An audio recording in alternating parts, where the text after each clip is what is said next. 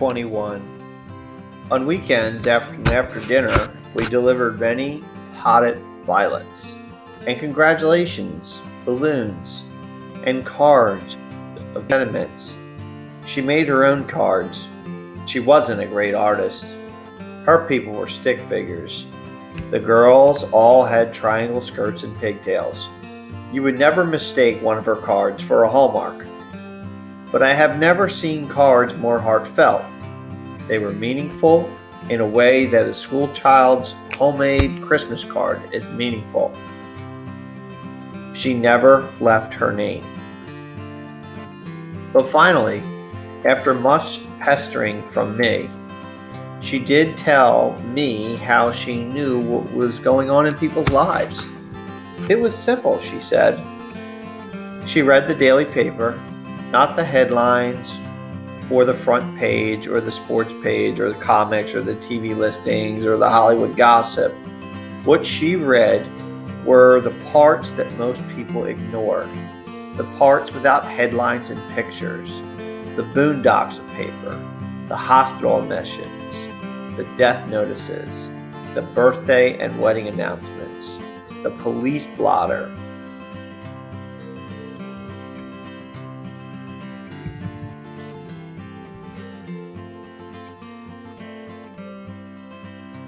the coming events calendar.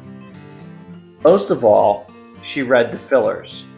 I love fillers, she exclaimed. What are fillers? I said. She explained that fillers are the little items that are not considered important enough to be a story or to have a headline. They're never more than one column wide, never more than an inch or two deep. They are most commonly found at the bottoms of inside pages, where the eye seldom travels. If the editors had their way, they would never even use fillers. But sometimes a reporter doesn't quite write quite enough words, and the story doesn't reach all the way to the bottom of the page. The paper can't have blank space there, so the editor dumps in a filler. A filler doesn't need to be news. It doesn't need to be important. It doesn't even need to be read. All it's asked to do is to take up space. A filler might come from anywhere and be about anything. It might tell about how many pounds of rice a typical Chinese person eats in a lifetime, or say something about beetles in Sumatra. Or the filler might the street, come from down the street. It might mention that and so's cat is missing, that so and so's cat is missing, or that so and so has a collection of antique marbles. I searched through the fillers like a prospector digging for gold. I searched through the fillers like a prospector digging for gold, she said. So that's it, I said. You read the papers. No, she said, that's not all.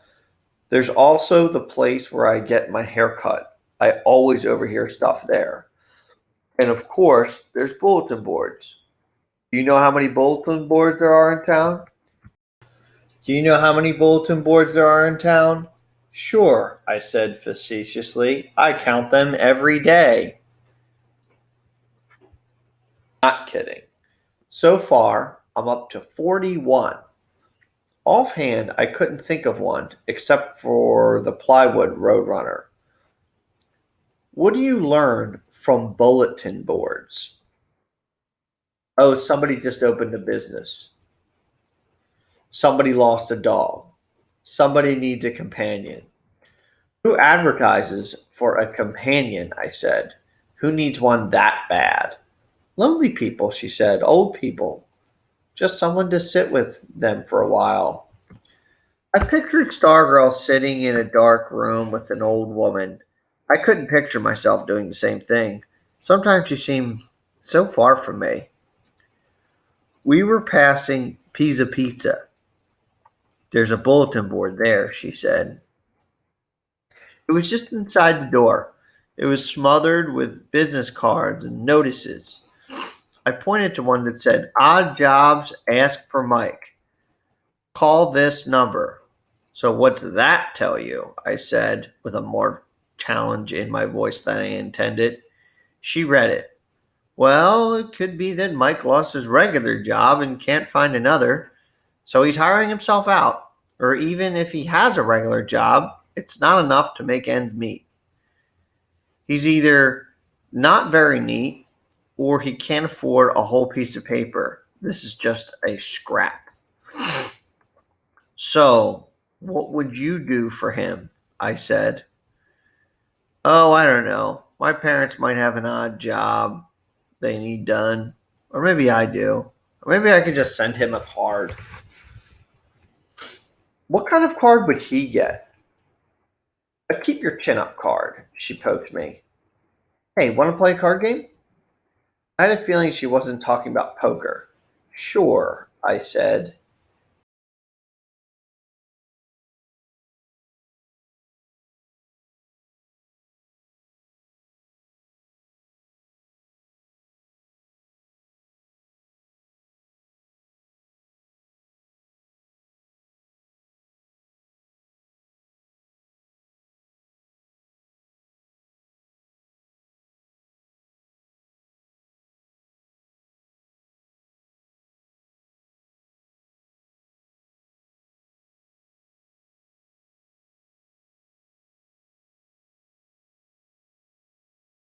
She said she had invented it.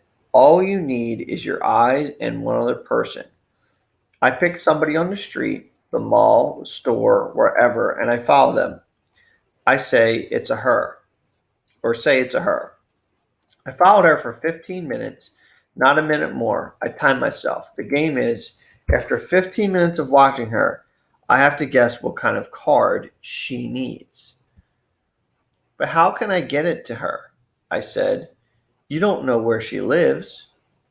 How can you get it to her?" "True, that's as far as it goes. That's why it's just a game. It's just for fun." She snuggled into me, whispered in my ear, "Let's play." I said, "Sure." She said, We needed a mall. I usually steered away from the Micah Mall. Too many silent treatment MAHS, that's the high school kids hanging out around there. We drove 10 miles to the Redstone Mall. It was a Saturday afternoon. We picked out a woman, lime green skirt, white sandals. We guessed her age was early 40s. She was buying a salt pretzel regular at salted at Auntie Annie's. She carried the pretzel in a little white paper bag. We followed her into Suncoast Video. We overheard her ask for When Harry Met Sally. They didn't have it. She passed Sonoma, then came back and went in. She wandered about, touching pottery with one fingertip, feeling surfaces.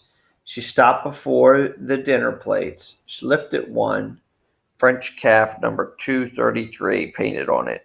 "Bingo," Stargirl whispered.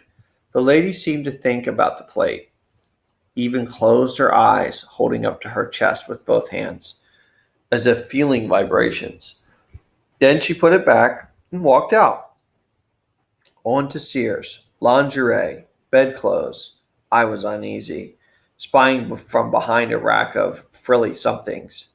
She was flipping through nightshirts when time ran out.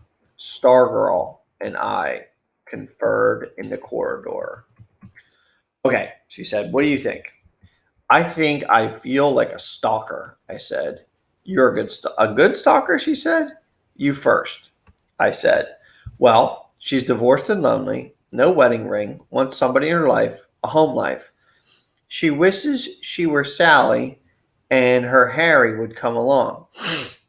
She would make him dinner and snuggle him at night. She tries to eat low-fat foods. She works for a travel agency. She took a free cruise last year, but all she met on the boat were creeps. Her name is Clarissa. She played the clarinet in high school, and her favorite soap is Irish Spring."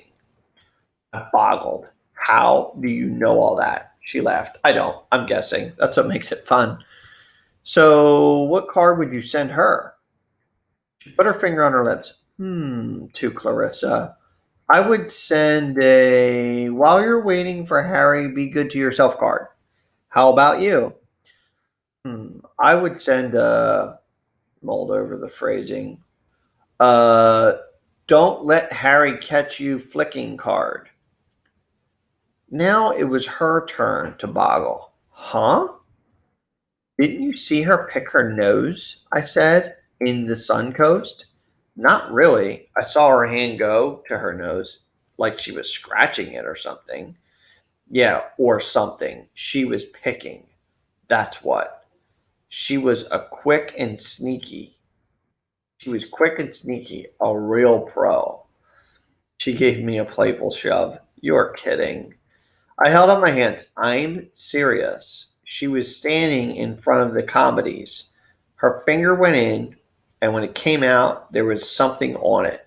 She carried around for about a minute, and then, just as she was leaving Suncoast, when she thought nobody was looking, she flicked, and I didn't see where it landed. She stared at me. I raised my right hand and put my left over my heart. No lie. She broke out laughing so loudly I was embarrassed. She grabbed my arm with both hands to keep me from collapsing. Mall Walker stared. We carded two others that day. A woman who spent her whole 15 minutes feeling leather jackets. We called her Betty. And a man called Adam because of his huge Adam's apple, which we renamed Adam Pumpkin. No more pick and flickers. But I did have fun. Whether it came from the game or simply from being with her, I don't know. I do know I was surprised at how close I felt to Clarissa and Betty and Adam after watching them for only 15 minutes. Throughout the day, Stargirl had been dropping money. She was Johnny Appleseed of loose change, a penny here, a nickel there, tossed to the sidewalk, laid on a shelf or bench, even quarters. I hate change, she said. It's so jangly. Do you realize how much you must throw away in a year? I said. Did you ever see a little kid's face when he spots a penny on the sidewalk? She said. When her change purse was empty, we drove back to Micah. Along the way, she invited me to dinner at her house.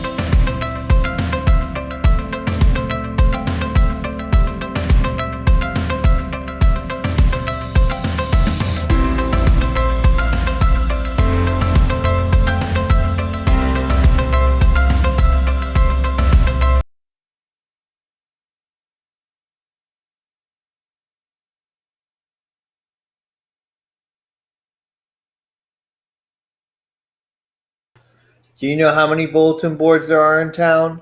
Sure, I said facetiously. I count them every day.